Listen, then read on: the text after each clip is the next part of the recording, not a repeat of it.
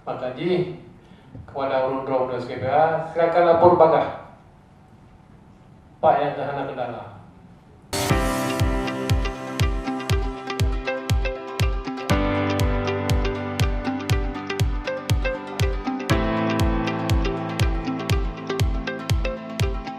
Dan ini sangat berbahaya Pak, karena nanti kalau tidak bisa direalisasi, uang itu nanti akan dihitung sebagai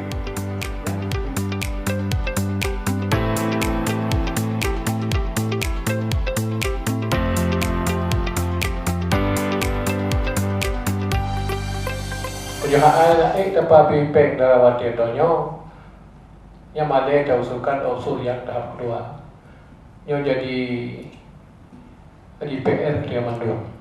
Jadi papi peng dalam wati donyo dan insyaallah tahap kedua khusus akan talakedau pusat.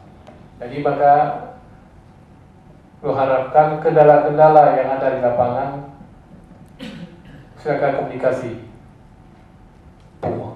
Maka kepada urun 12 GPA silakan lapor bangga Pak yang Tahana Kendala.